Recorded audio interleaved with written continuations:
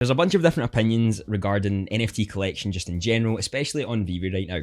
So today I'm going to talk about a few market strategies and mainly my own market strategy as of right now of what I'm doing with Veve, why I'm doing it, and maybe you can find something that suits you the best to start moving forward with your future plans. So let's get started. Welcome everyone, my name is Andy and I appreciate you taking some time out of your day to come and watch this video on the channel. Just before we get going, if you are enjoying the content and you want to support me further, you can hit that subscribe button, and if you want to support me further than that, you can join the membership. I feel this video is important, especially when maybe more people are not believing in a company the same way they used to, or because things are not at a high.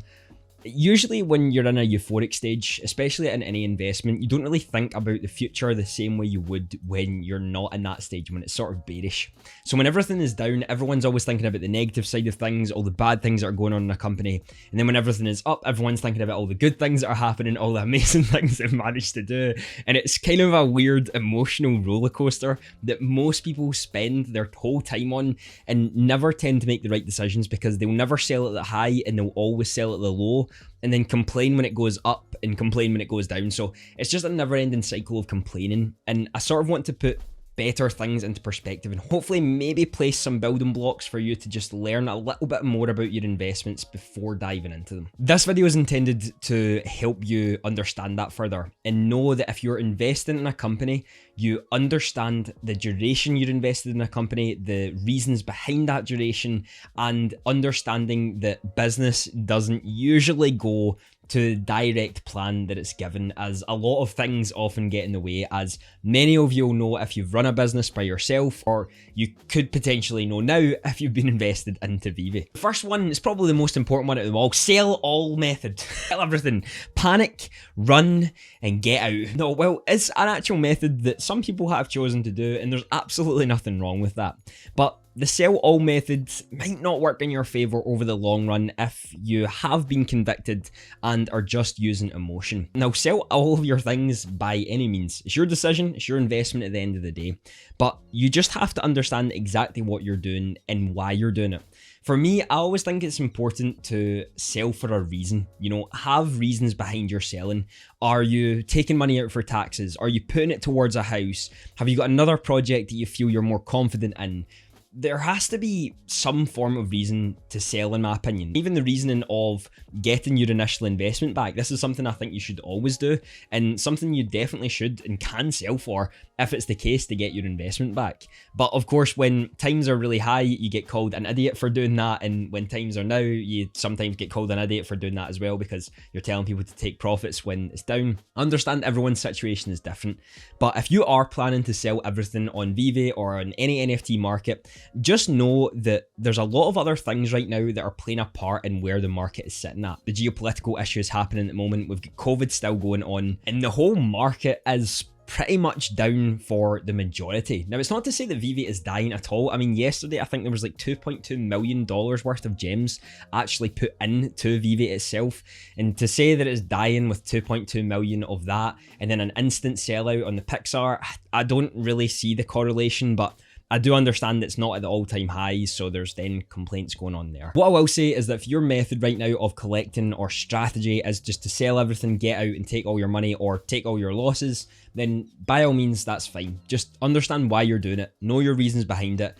and try to maybe be a little bit more patient or understanding next time from the mistakes you make. We always say it's your tuition fees when you make losses in this space, whether that's be the NFT, crypto, and anything like that. Every time you lose, it's a lesson to actually move forward and be better in the future. So if you have lost so far and your plan is to sell, then understand the lessons you've learned from this one, when you got in, why it failed, take notes of it, and don't make the same mistake next time. It will help you over the long run. The second one is my method, and this is the one I'm sticking to right now. Now, this method is more so focused on two key areas, and this is future long-term thinking and future MCP thinking. The first one is the future long-term thinking. This one is where I'm targeting more long-term plays now. I am looking at the things that I believe will hold the test of time 5+ years. These are the sort of grails of the app, if you'd like. Something that has strong fundamentals, communities that are building behind them, and reasons that collectors would really want to create something of it. We've saw as of recently the Bored Ape Yacht Club continuously reaching new heights, and actually CryptoPunks being bought are going to be transformed in a new way to try to match what the Bored Ape Yacht Club have done. They certainly have took over what CryptoPunks sort of held as the #1 status, because the Bored Ape Yacht Club has a lot going for them. One of the biggest things that is going for them, whether you like them or not, is the community behind them. Communities make things thrive. So if you're looking for long-term and you believe in Veve and what they're doing, then you have to think about the long-term plays and how a community will shift their feelings towards certain things. Now, you're never going to get this 100% right. You'll never exactly know how this is going to play out or what's going to be the case. But I'm trying to kind of spread my gems out a little bit more to things that I believe that will be. So for me, that's stuff like the comics that are truly sought after in real life. That's things like the partner statue, Todd McFarlane Batman, Season 1 collectibles, the first appearances of the biggest brands in the world. These sorts of things that I believe are truly going to build communities behind them and have a real reputation going for them. Other thing that I sort of focus on more so than others now are Disney NFTs. Now, I know everyone's going to maybe say, oh, that's just simple. That's an easy one, Andy. Of course, Disney NFTs, they're Disney at the end of the day. And I do get that because they are a massive company. But the one addition I want to add on to that is I remember seeing an article a couple of weeks ago where I think people queued for 2 hours. The weirdest thing at Disney, and it sold out, and it was $200+ if I'm not wrong. Now, when it comes to something like that, it shows the community behind something. The fan base of Disney is mental. It is absolutely mental, and I know the collectors will be the exact same. So when you've got that umbrella of Fox, of Pixar, Disney Animation Studios, Star Wars, and a bunch of other things under this umbrella, then there are going to be collectors and fan bases that back these like there's no tomorrow. When that is the case, you've got to look at what ones are going to stand out more than others. And right now, we don't have a ton of Disney stuff. You know, we've got a lot of the FAs that are coming out recently just purely because of what they are. We've got the Disney Golden Moments, we've got the Pixar ones that were just released, we've got some Star Wars stuff that was released as well, and hopefully we're going to get more once Kenobi is out. So there really is a lot more to it.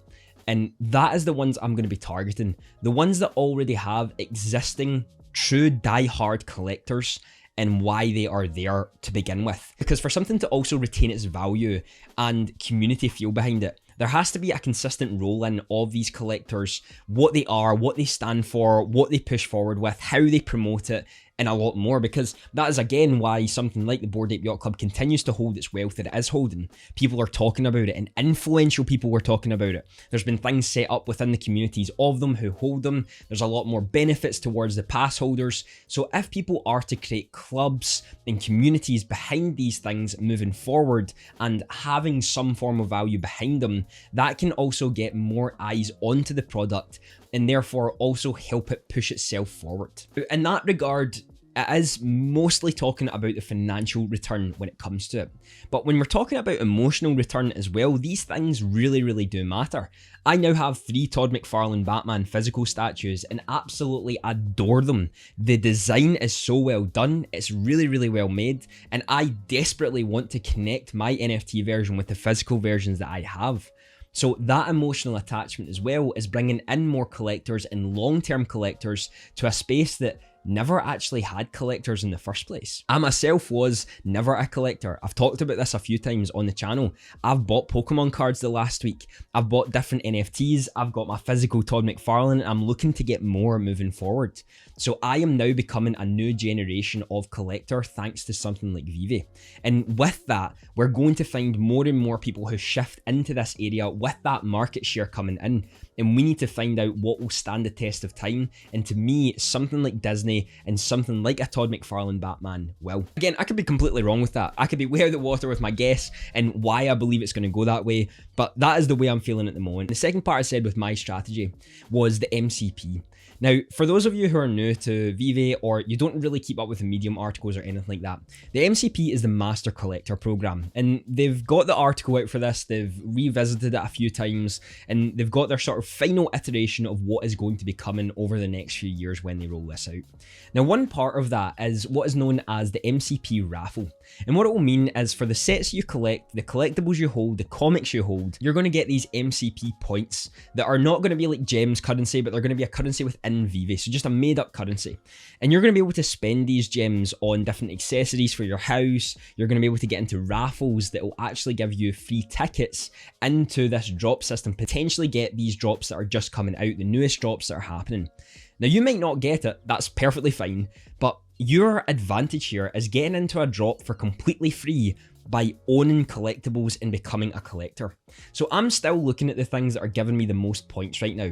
Although I'm selling off some of those ones and will be over the next few months to get more things that I believe in long term, I'm still trying to accumulate as many points as I possibly can at the moment, so that when this does eventually come out, which I know will be in quite a while from now, I have an opportunity to be a little bit ahead of the game, have a bit of a higher percentage than an average consumer, and therefore take advantage of that in the beginning if there are some big drops that do happen to come out. There's also a rule that if you don't manage to win the drop in that time, you actually get, I think, 90% of your points back. So building that up won't actually take that long, even though you're getting into these drops every time and probably picking and choosing the ones that you believe will work for you. Market does seem to be shifting a little bit at the moment. Because obviously there's a lot going on in the world, people probably aren't willing to pay as much when it comes to the things that are dropping in the market. If we had the Pixar drop come in mid-January, the things like Woody and all that would be sitting way higher than they are right now. If you believe in Veve and what they are actually planning to do, then this is an amazing time to get in, as it's giving new users an opportunity to collect the things that they truly love for quite a decent price. Therefore, I'm trying to look at in a way of how can I use the advantages that are going on right now for what people are selling at quite cheap to then reap the rewards in the future when everyone's not thinking about it. One of the best sort of methods you can do with Veve, and it is a little bit harder, is to look left when everyone's looking right. So when everyone's paying attention to something else, then you're looking a little bit further ahead from maybe 2 or 3 steps that the average consumer isn't.